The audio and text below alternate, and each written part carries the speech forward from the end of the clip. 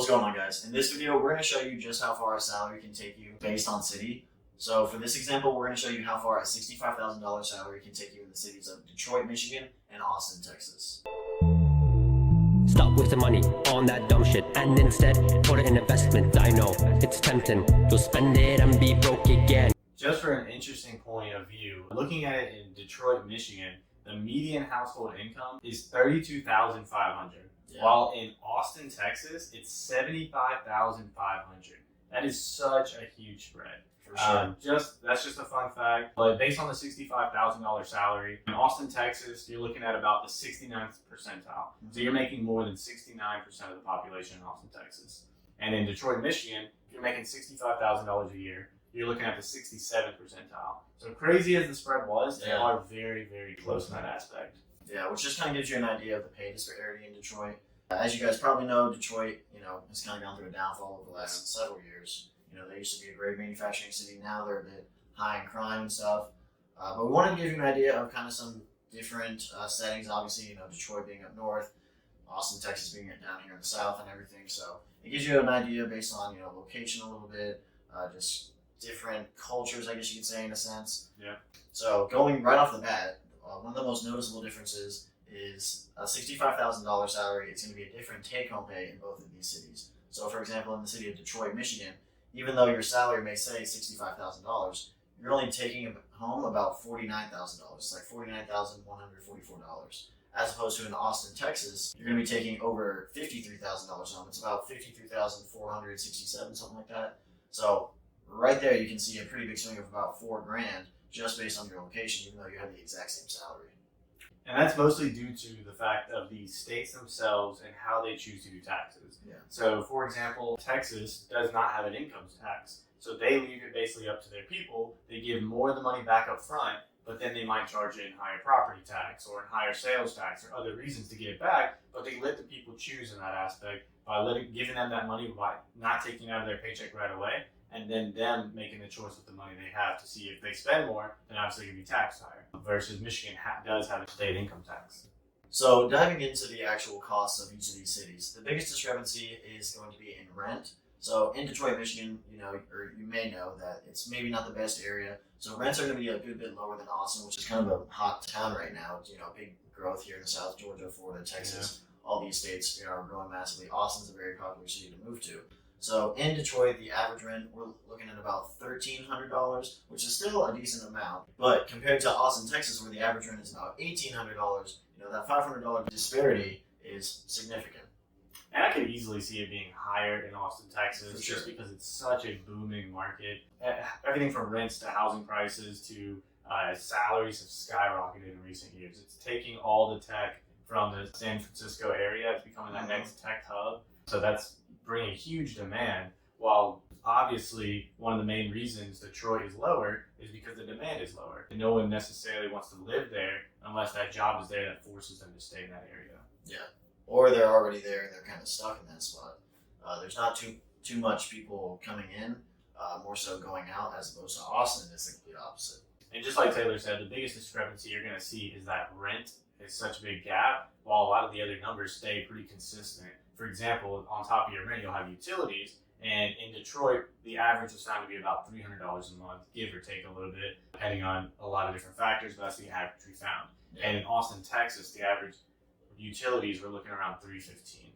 Yeah, so very close to each other. Obviously, you could experience that fluctuation just about anywhere, or based on how much energy or water you use that month. So very close right there. Similar thing for food. Now, based on your diet, it can fluctuate a little bit because the price of eggs in it versus milk, one was higher than the other versus the complete opposite for each city. But overall, on an average grocery budget, we found that in Detroit, Michigan, people were spending an average about $290 on groceries a month, as opposed to Austin, Texas, is about $300. But obviously, you can account for that again just by dietary or budgeting. So those, again, very close numbers right there.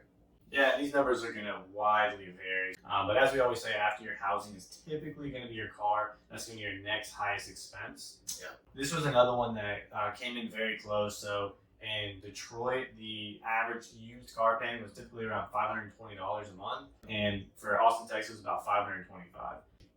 I wouldn't say pretty standard, but these days it's getting very close to the national average, so it makes sense. Yeah, and that's for a used car. If you go new car, obviously the cost of things is crazy. For used car payments, if you were to look a few years ago, this is still very high. So Yeah.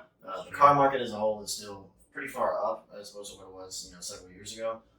The step beyond that is your gas. I know that's kind of a hot topic, gas prices and everything. In Detroit, they're a little bit higher. On average, we were finding people were spending about $300 a month on gas. Obviously, that's for someone who's commuting a good bit for work and everything, as opposed to Austin, Texas, was about $240. So gas prices were a little bit cheaper in Texas as a whole. Now, another big discrepancy, which may come as a bit of a surprise, I know it did to us, is when we looked into the car insurance rates. Oh, yeah. When you think about it a little bit deeper, maybe it'll make a little sense, but when you first think about it, like, they'll probably be roughly the same, if not Detroit being a little lower, just because Detroit's known as like a car capital of the world, or at least was at one point. Right. But surprisingly enough, the car insurance in Detroit is about $435 a month, which is pretty high, as opposed to the relatively well-priced $153 a month That's wild. in Austin, Texas. Now, that makes a little bit of sense when you look at crime rates and everything. Car break-ins are very high in Detroit, so naturally some of these insurance rates are going to be a little bit higher, just vandalism reasons and everything. You got to consider those things when you're looking at where you're planning on living and everything, because that's a huge swing right there, almost about $300 right there. Every month, that adds up quick.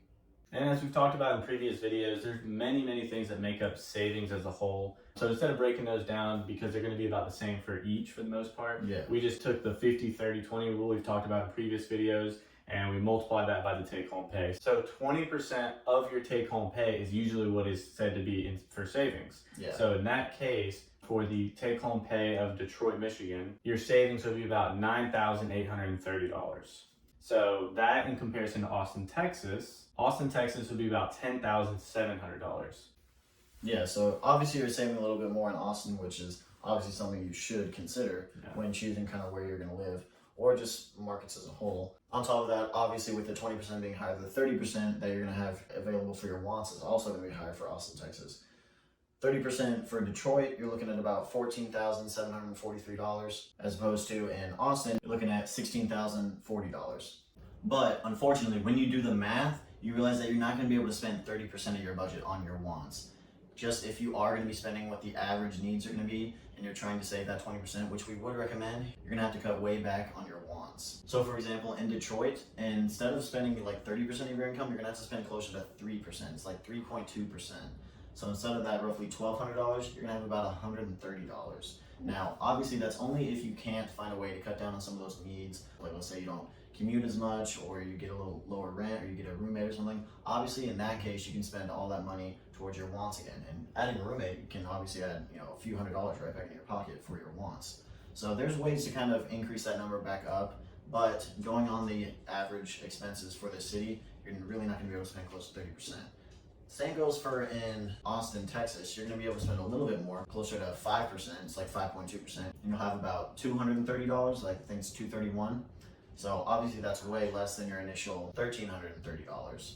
And that's where a lot of times typically you hear a lot of lower income people going heavily into credit card debt because they're not going to do their budget and realize this. So they're going to get to the end of their paycheck, and instead of cutting down their wants down to what we're talking about based on this budget and realizing this, they'll just keep spending and go, oh wait, I have no more money in the debit card or in the checking account, let me put it on the credit card. And then you have nothing to pay that difference, so you just keep going further and further. Then the next month you do the same thing. So you just keep increasing that balance instead of paying down that balance. Or if you're not paying yourself first with those savings and everything, people will never save a penny in their life. That's why a lot of people are paycheck to paycheck in reality. So yeah, and to your point, instead of paying and using that credit card to build up, instead they'll use more wants and just go, oh, I just won't save, or I won't pay some of my debts, and they'll go and get foreclosed on, or yada yada yada, all because they want those wants and they don't realize, because they're not budgeting, that they're running out of money way too soon. Yeah. So now the final question: which city is preferred based on this salary, outside of all the rest of it, politics and all of that, just budgeting purposes? In this case, Austin, Texas will be the winner. You are saving more money, you have more money to spend in wants. Yeah. And if you've been kind of doing the math along with us, you'll actually see that Austin, Texas is a little bit more expensive to live in, but the way their tax breakdown and everything, you're taking home more pay that more than accounts for that. So this is just to give you guys kind of an illustration of how big of a flip choosing where you are going to live plays a role in your financial situation. Like I'm considering moving down here to Florida right now. Probably gonna hopefully put out some offers this week. Right, Hopefully. Yeah. So these are things that you kind of got to look at, not just markets as a whole or where you think is pretty. Luckily enough for me, Florida is a pretty state, very hot weather, Sunshine state, beautiful baby. beaches. So that is something you obviously will need to consider because it's where you're living and everything, or where you're trying to buy an investment property. Other people see these things too, but you got to look at the numbers and everything too, because it I can't keep be all trying. emotion. I keep trying to tell them that you can't buy any houses without making any offers. So hopefully that's our next step this week. Yeah. But I hope you guys like this type of video. We'd love to do more of these. Let us know in the comments if you like this type of video comparing to different cities and which is the quote unquote better place to live. Yeah. And always don't forget to like and subscribe and share with your friends. Thanks guys for watching. Yeah, and let us know if you want us to do any of your cities, and we'll be happy to do it. Thanks. Stop wasting money on that dumb shit and instead put it in investment. I know it's tempting. You'll spend it and be broke again.